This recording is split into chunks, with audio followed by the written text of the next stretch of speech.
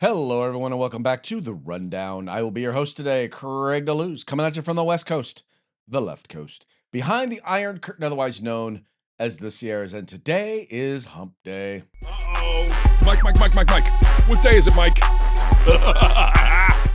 It's Hump Day. Hump Day! It's Hump Day. Hump Day!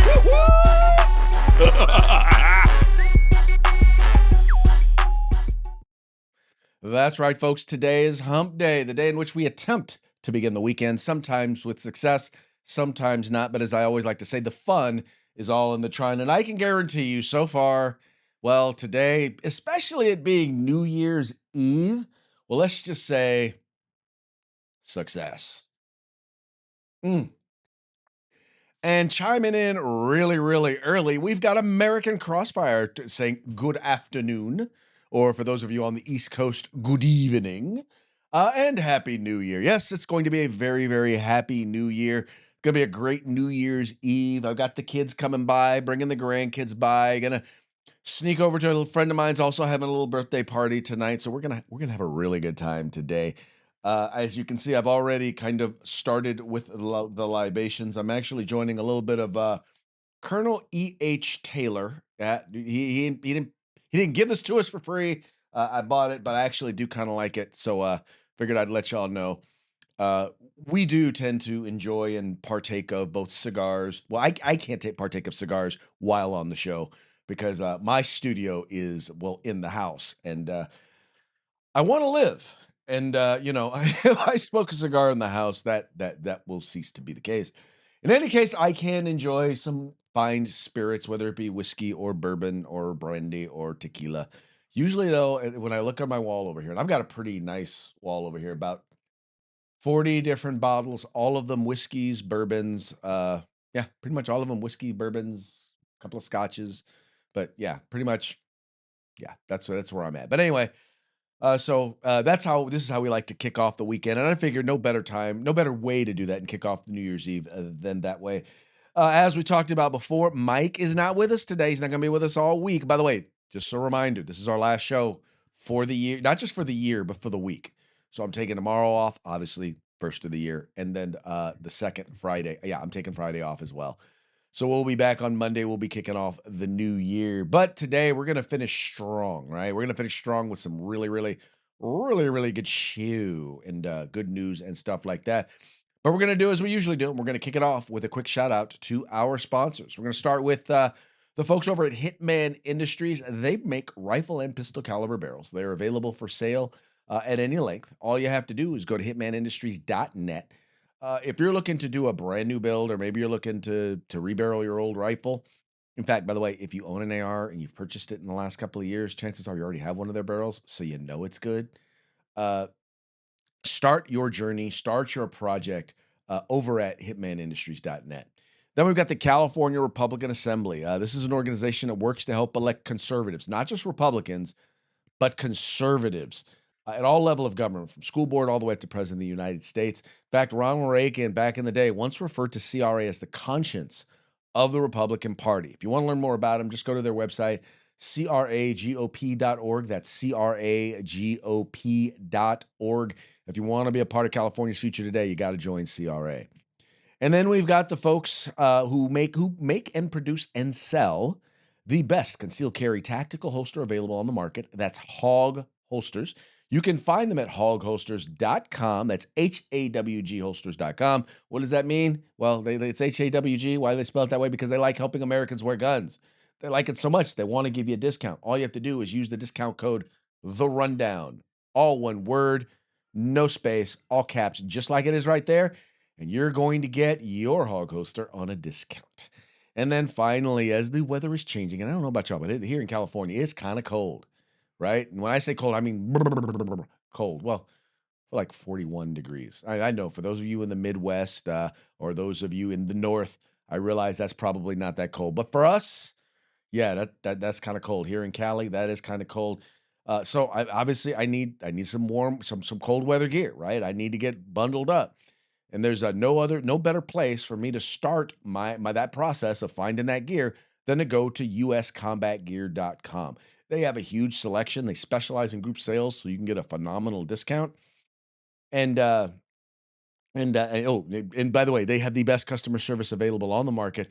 You need to go there. You need to check them out. uscombatgear.com, with the place where you can find all things tactical except the gun. Now, also want to remind you, if you are watching this program 3 p.m. Pacific, 6 p.m. Eastern, that means you're watching it live. And what we do is that when we take comment, we basically take comments. So I'm looking at your comments as they're coming in over here. If I find them to be interesting, I will go ahead and give them a shout out. Now, in order for them to be interesting, you do not have to agree with me, right? You don't have to agree with my particular perspective. In fact, it's actually more interesting if you disagree with me, because then that gives me the opportunity to mock you. Oh wow, is that a mockingbird? Man, in the mockingbird? Another mockingbird?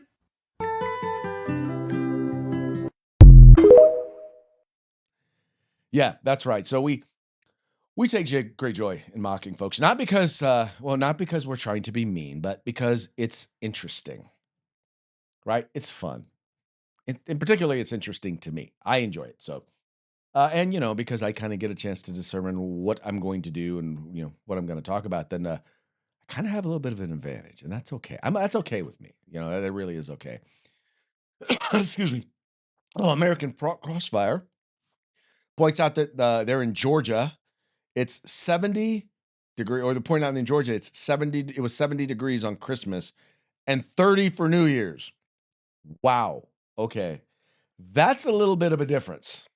I mean, not much. Is that the high? Was 30 degrees the high or the projected high for New Year's there? Wow. That is crazy. In fact, if y'all are out in Georgia, y'all are 3 hours ahead of us. I'm assuming that the New Year's Eve party is either has already begun or is about to begin. So I actually find it quite impressive that you are tuning in on the East Coast watching this program. But you are very, very welcome. In fact, why don't you do this? Why don't you go ahead and share this, however you share stuff, and let your friends know so that they can join in the conversation. Because as they like to say, what's that rap song? It ain't no fun if the homies can't have none. Well, go ahead and join on in. We would love to let them know we'd love to have them. Love to have them. I see here Nicholas Brown. Nicholas Brown, a good friend of mine from just down the street in Dixon, California. He is tuned in. Nick, thank you for joining the program. We're going to have a lot of fun today talking news, politics, and all that fun stuff. So let's go ahead and get into it, shall we? Let's start off with Mr. Mamdani. That's right. Mr. Mamdani is going to be sworn in as the new mayor of New York City. New York City, get a rope. Yes, he's going to be the mayor of New York City. The interesting thing is that he is going to be the first mayor of New York City to be sworn in on a Quran. That's right. The book, the religious book of the Islamic faith or of the Muslim faith. He is, instead of being sworn in on a Bible, as most American politicians are, he's going to be sworn in on a Quran. Let's read a little bit of the story from the New York Post.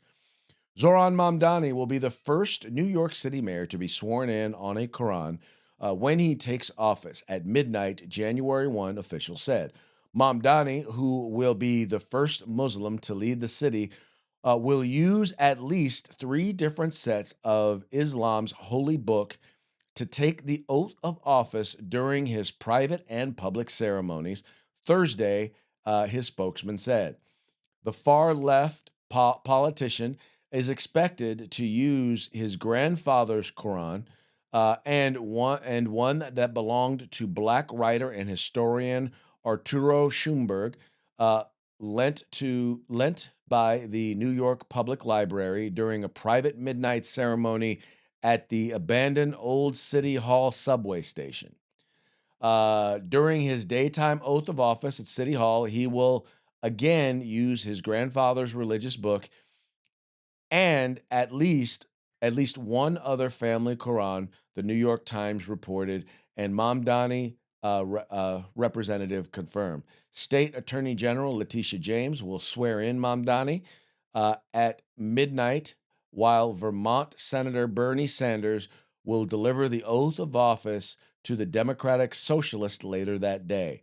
Recent mayors have used a variety of religious texts with personal meaning and historical significance when getting sworn into office.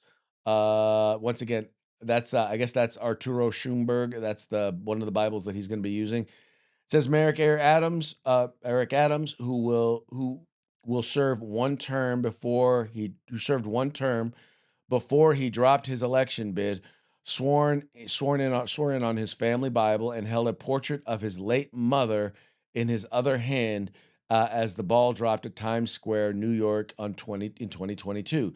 Bill De Blasio opted to be sworn in on a Bible that was once owned by a progressive hero, Franklin Delano Roosevelt, when he was sworn into office in 2014. The historic Bible famously went missing for hours after the ceremony, sparking a moment of panic before it was eventually recovered. Now, here's the interesting thing about this, and I know, and there's a couple of issues here, the first is um, the reason why people use the Bible is because it is considered. Well, first of all, we are a nation that, while we are not a theocracy, we are a nation that is based on Judeo-Christian principles, and much of our government, if you look at it, if you read through it, if you understand the readings and the writings of the founding fathers, if you study the Bible, you study our form of government, you will come to understand just how intertwined we are with those things. Now, we are not a theocracy. We are not a religious governed nation, but many of our founding fathers made it very clear that our government only works if you have a people who are willing to be submitted to Judeo-Christian principles in particular, and the people most likely to do that are people who believe in biblical values. Now, the interesting thing is that you have an individual who does not believe in biblical values. In fact, the Quran is not consistent with the Bible when it comes to many, many, many, many items, including, by the way, our form of government, because the Quran does not talk about or teach about democracy. It believes in theocracy. It believes in a church-run state, or at least it teaches or preaches about a church-run state.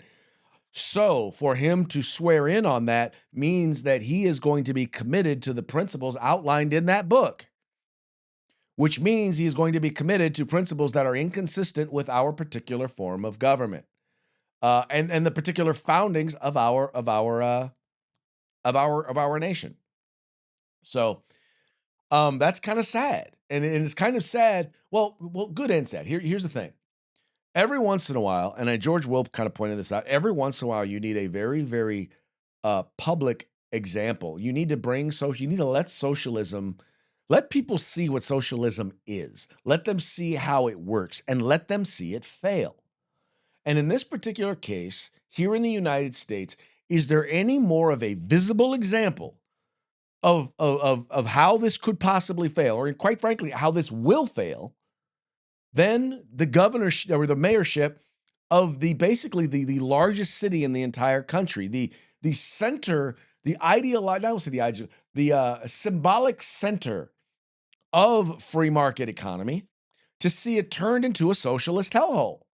Not that it already isn't drastically leaning that way, but to have someone come and say, we're going balls to the wall. We're taking it all the way. And he's so committed to undermining our Christian values, our Judeo-Christian values, that he's going to swear in on a Quran. Now, understand this, folks. There are a lot of things that a lot of principles that the socialist doesn't believe in. So here, one of two things is going to happen. He is either one of three things. He is either going to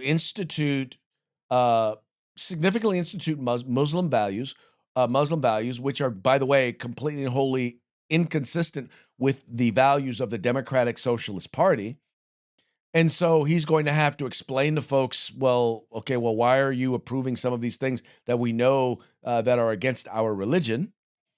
Or he's going to have to institute, he's either going to institute Islamic values, which the Democratic Socialists are going to hate, and they're going to challenge him and go against him on, or he's going to institute Islamic values, in which case they're going to have a real hard time with. In which case Muslims are going to be like, oh, wait a minute, wait.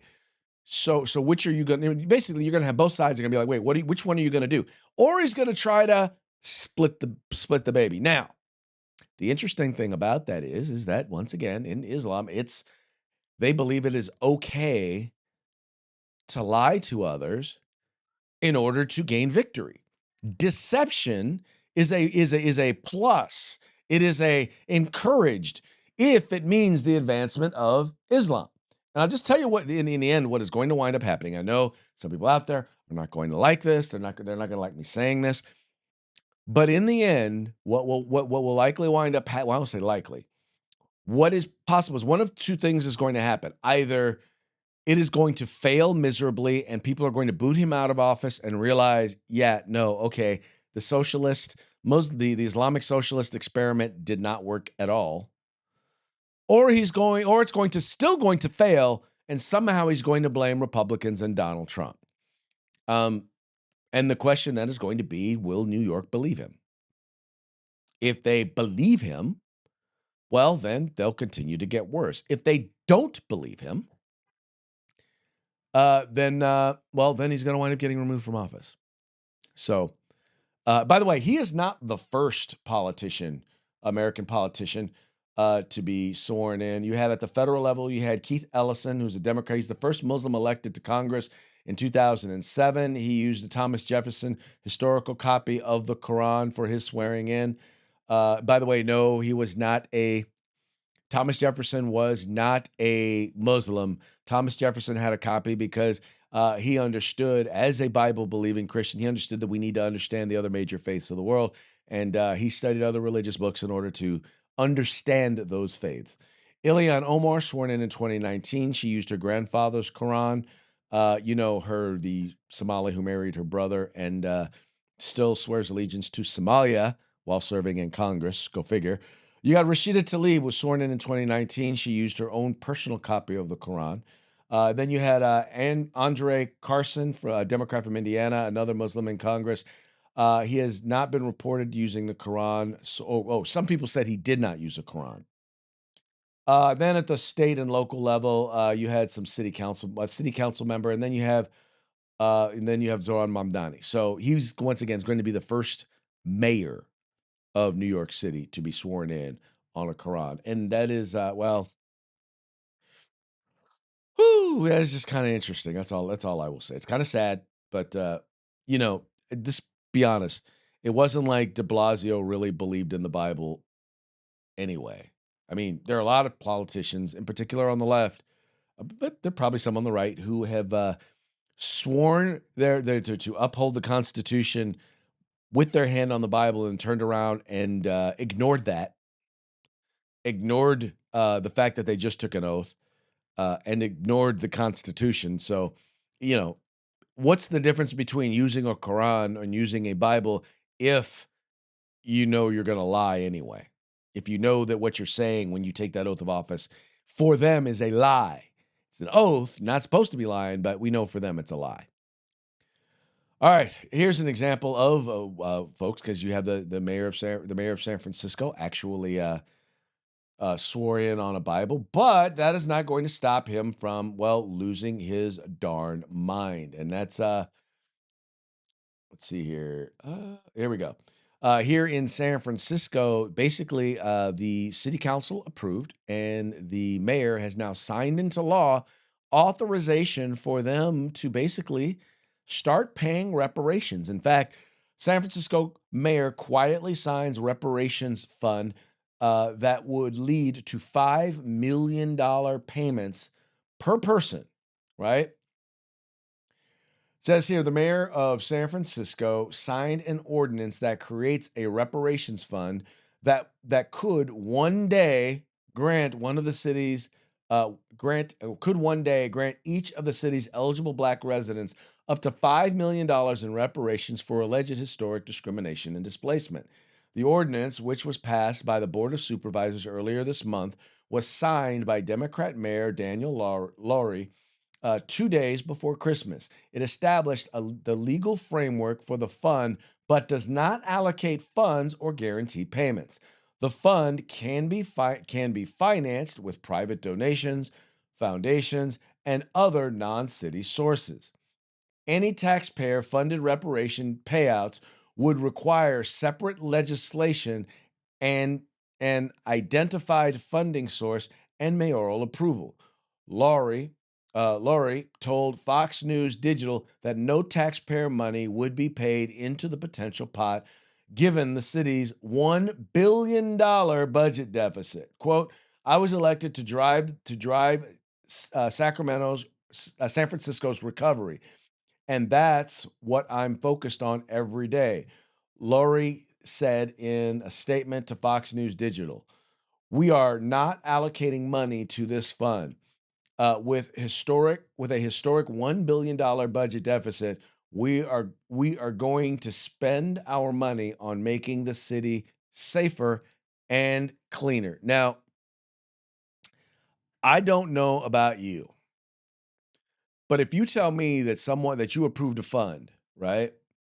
You say, look, we know we owe you money and we're going to pay you money. In fact, I'm going to set up an account right over here. I'm gonna give you my look. I opened a checking account so that I can one day write you a check to pay you what I owe you. What do you think the chances are that you're going to get paid? Anybody? Anybody? I'm going to bet on a big fat zero. That's my bet. What are y'all betting? Huh? Anybody? Yeah. That's how bad it's going to be. This is not going to happen, folks. Democrat politicians have used the issue of reparations and they've made promises around reparations all in an effort to get black votes.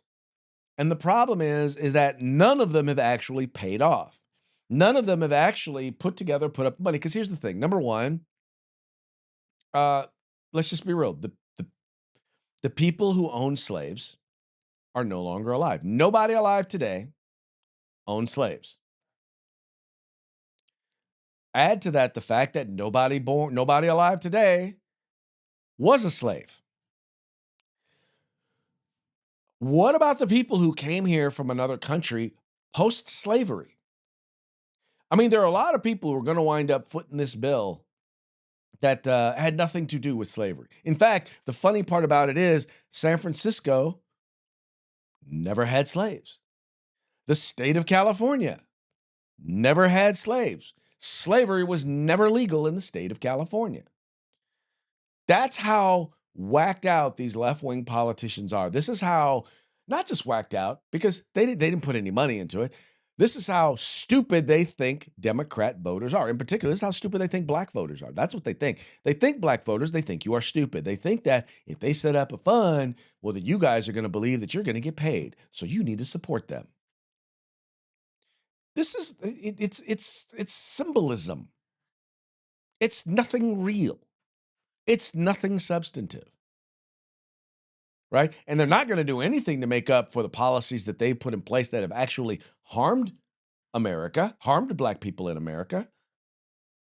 I don't know, like the massive funding of a genocide of black babies. That's right. I'm talking about abortion. You know, it came from eugenics. You know, it started because they didn't want undesirable people. They didn't want populations of undesirable people to grow. And among those groups of undesirable people were black folks. The Nazis supported the eugenics movement. The Klan supported the eugenics movement. And yes, the Democratic Party did and still does support the eugenics movement, which basically is in part about killing off black people. And of course, they're going to lie to you about reparations. Do you think they're going to give you reparations for that? Do you think that's going to be included in there? Huh? How about money for the families of every black baby who was never born, who was not born because because the Democratic Party supported having their lives taken? Or how about every young black child who grew up in a single parent household because of the welfare programs established by Lyndon Johnson and the Democratic Party that wound up separating black families? You may not know this, but before Franklin Delano Roosevelt and before the New Deal, as well as before Lyndon B. Johnson's War on Poverty, you may not know this, or before the Civil Rights Movement, but black folks, black children were more likely to grow up in a two-parent household. They were more likely, they were doing better in school. They were doing better economically. In fact, economic growth among black people and business ownership among black people was increasing and outpacing every other segment of society. Then came along the Democratic Party, the good liberals, to try and help black folks. Now you look at every socioeconomic category, I mean, black folks are near the bottom because the Democrats have been so good to us. But they're not going to pay any reparations for that. They don't consider that a negative. That was just accomplishing what they set out to accomplish. And in their eyes, the Democratic Party feels bad because they failed when they tried to keep slavery going. They failed. They failed when it came to Jim Crow laws because they really wanted to keep Jim Crow laws in order to keep black people down and keep them enslaved. So they failed. So they feel like they should pay black people because they failed to be successful in subjugating us. And that is who they are. And the sad part is that so many people, so many blacks in leadership, so many blacks in media, they have prospered because they have all been a part of it. Just ask the folks over at the Negro Project, which was a program of Planned Parenthood, once again funded and paid for by the Democratic Party. You know, that's just once again, that is just who they are. And and they have no problem. Well, this is an interesting story. We've been talking all week. We've been talking even last week about the stuff that's been going on with the Somalian daycare and whatnot over there in Minnesota. Well, it turns out that a quote unquote political reporter who calls himself a legal expert decided that he was going to spend a little time fantasizing about having Somalis kill Americans. Let's read this story. It says here, the top legal reporter for Politico.com apparently suggested Tuesday a person can be legally shot for asking questions at the doorstep of businesses. Quote, at some point, the amateur effort to knock on doors of home daycares intersects with robust stand your ground laws, said a X message from Josh Gerstein, Politico's senior legal affairs reporter. The threat was likely aimed at independent journalist Nick Shirley, who has precipitated a storm in the. Oh yeah, okay, here we go. Just moved on me here. Okay, who has precipitated a storm in the mainstream media about large-scale fraud and corruption by ethnic Somali business owners in Minnesota. Many establishment sites, including Politico, have ignored or downplayed the report, which has been widely reported on mainstream media sites and has reached more than 100 million views. Amid the storm of condemnation, more than 10,000 hostile comments, Gerstein later defended himself with a second message saying, to observe something that is likely to happen or there is a serious risk of it happening is not to advocate for it happening. This is what that's pretty much what he said, to recognize the fact that it could happen. It says here, White House rapid response social media account described Gerstein as a sicko. In other words, he's providing examples. He's saying, look, you may get to just shoot somebody if they come knocking on your door. Hey, Politico, come get your guy who is advocating for the murder of American journalists, said a response from political activist Chris Rufo. Quote, imagine the insanity needed to say you could be shot for knocking on the doors of a legitimate business during a time period required to be opened by your license and saying, I'd like to enroll my son here. And a response from the account named, that was from a response named Murray Rutherford. The reaction to Gerstein's tweet was unsurprising. Many progressives have made death threats against mainstream Americans since Trump was first elected in 2016. But these threats are multiplying, and the sniper murder of conservative Charlie Kirk in September. And that's the thing, folks. Once again, if you disagree with them, violence against you apparently in their eyes is justified. And all he's saying is, hey, folks, if he comes knocking on your door, here's your justification. Stand your ground, laws. Now, having said that, I would also say this. I don't necessarily know that, once again, there's a lot, and we talked about this before. There's a lot that I would like to know more. I would like to know about the timing of, and all of this, about the timing of who exactly he talked to. Did he go back multiple times? There's a whole bunch of stuff that I'd like to know about these videos and about this investigation wasn't conducted. There's a lot I'd like to know before I pass judgment on whether or not what is there is true or not. You have the one of the daycare providers said, look, he came by here when we were closed. It says we're open from 2 to 10. I find it very odd. And y'all correct me if I'm wrong, but I don't know of any daycare center or why a daycare center would be open 2 to 10. Are you telling me Somalis or these folks, this community don't go to work earlier in the day? They're saying they don't go to work. They don't start work at 9. They don't work 9 to 5s like most people. You're telling me none of them work 9 to 5s? The place was shut down. It was closed. And then once again, that's assuming that it wasn't past 2 o'clock. I don't know because I didn't see them say, look, it says on their license they're supposed to be open this time, and they're not open. So anyway, there's a lot of stuff I'd like to see on that.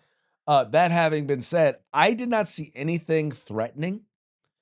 I don't believe that, once again, when a guy comes up with either a cell phone or a camera and they start asking you questions, I don't believe that you're under any obligation to answer any of their questions.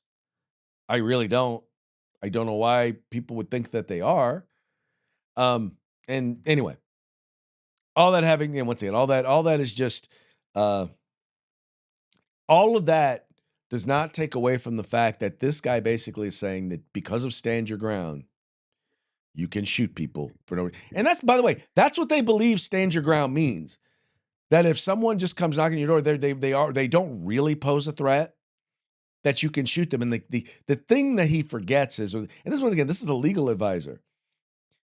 It has to be in other words, you have to be a threat according to a reasonable person. There's this reasonable person expectation, right? Or at least what is the analysis, right? In other words, would a reasonable person believe that this guy is a threat?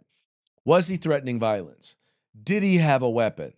Right? Was he engaged in aggressive physical activity? Right? What is the thing that would make a reasonable person believe that he was a threat? I didn't see anything in the 42-minute video that would lead me to believe that he was a threat. I could be wrong. I don't know. Maybe y'all think you saw something. Let me know. Go ahead and let me know in the comments if there's anything you thought you saw in the video that you thought might make this guy an actual threat. I didn't see it.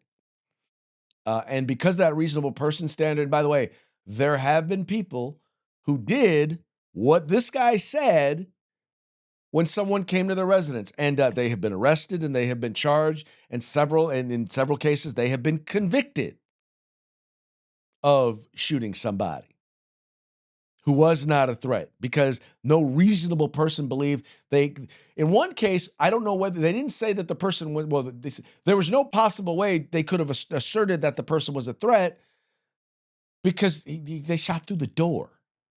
They didn't even bother to see who the person was. They just shot him. And that's what this guy is encouraging them to do now. You go knock on a door, you start asking them questions. What's going on with this?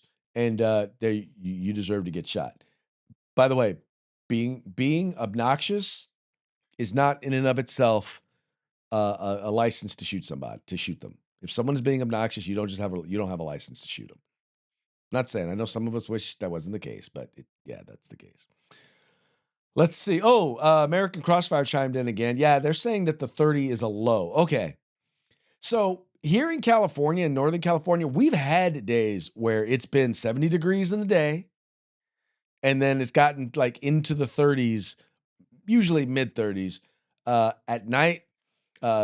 So we've actually had that happen here. He says we have 2 kids, 4 and 8 months, 4 years old and 8 months, or not 4 months and 8 months. Anyway, our party is going to bed. Yeah, I hear you, man. I hear you. We used to go out on New Year's. Now, if we do something on New Year's, it's either going to be with family or friends. So that's kind of our shtick around this time of year. All right, moving along to our next story, and this has to do with our folks here in the great state of California. And well, not so great. It's great. It is still great. I still love California. I just hate what the left is doing to my beloved state. In any case, moving right along. Here we have California now. So California had committed to actually getting rid of or taking away the driver's licenses of of a bunch of drivers who really should not have illegal or immigrants or illegal immigrants uh, who should not have California commercial driver's licenses.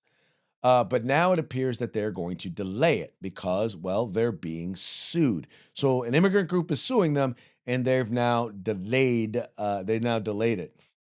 It says here, a week after immigrant groups filed a lawsuit, California said Tuesday it will delay the revocations of 17,000 commercial driver's licenses until March to allow more time to ensure that truckers and bus drivers who legally qualify for the licenses can keep them. But U.S. Treasury Secretary Sean Duffy said the state may lose $160 million if it doesn't meet the January 5th deadline to revoke the licenses. He already withheld $40 million in federal funding because he said California isn't enforcing English proficiency requirements for truckers. California only sent out notices to invalidate the licenses after Duffy pressured the state to make sure immigrants who are in the country illegally aren't granted licenses. And an audit found problems like licenses that remained valid long after an immigrant's authorization to be in the country expired, or licenses where the state couldn't prove it checked the driver's the driver's immigration status.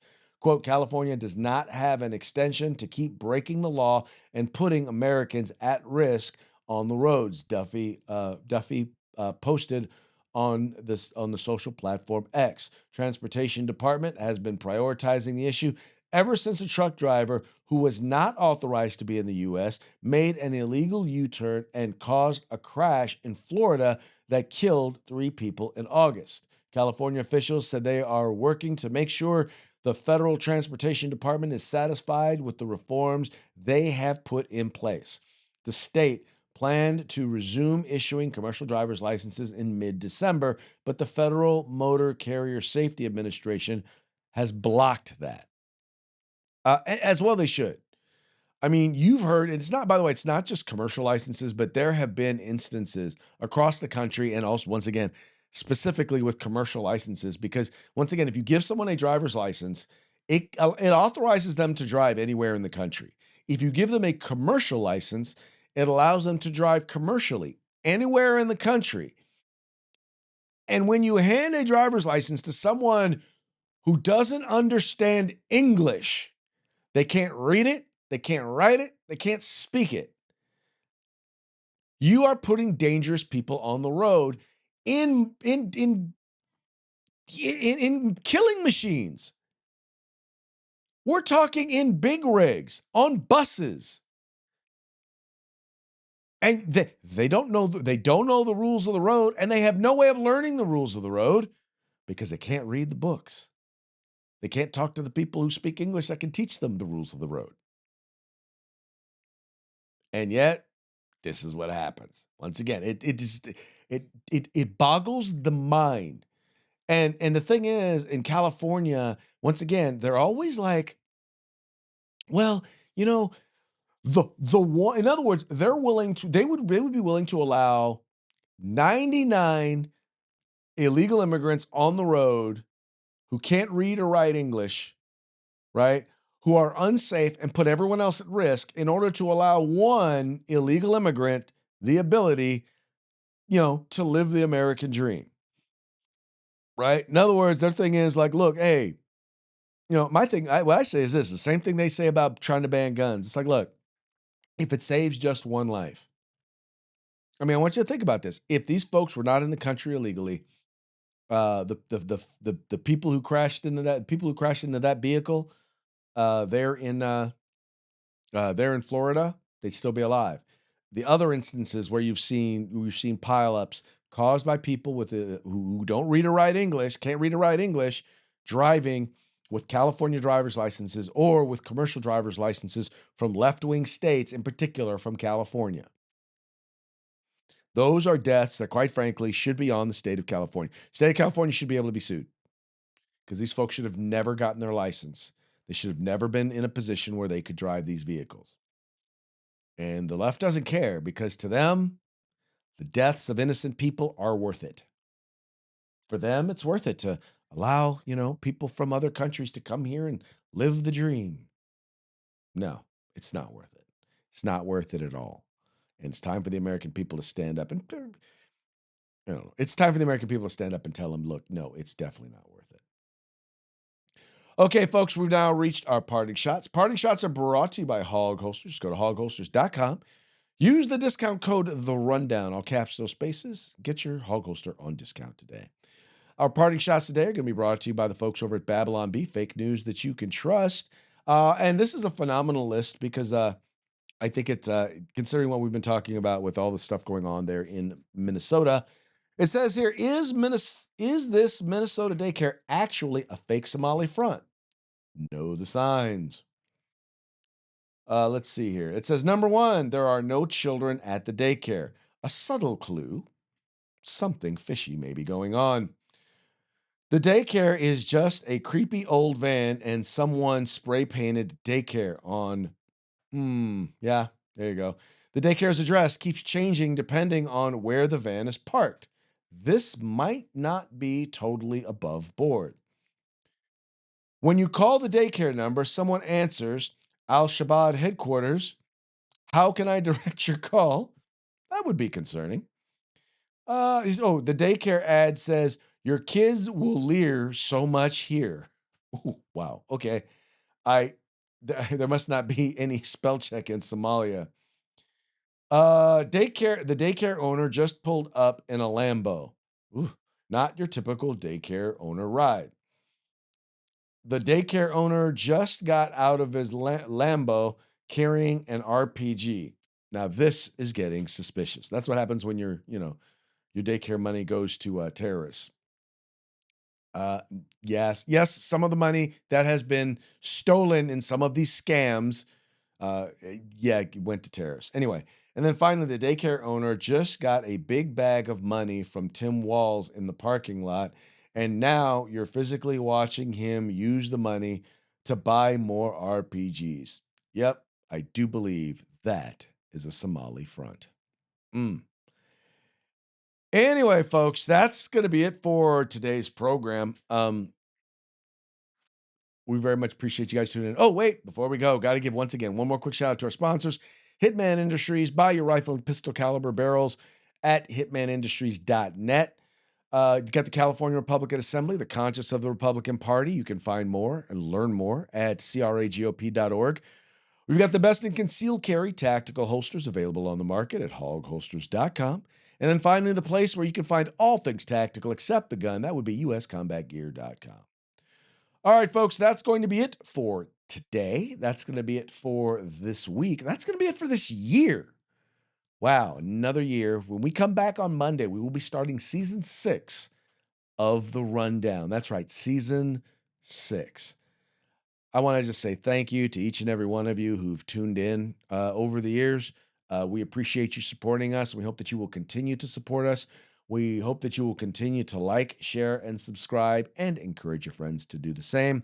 Chances are I will not talk to y'all again till the new year. So y'all have fun. Y'all be safe, and you have a very happy new year. God bless y'all.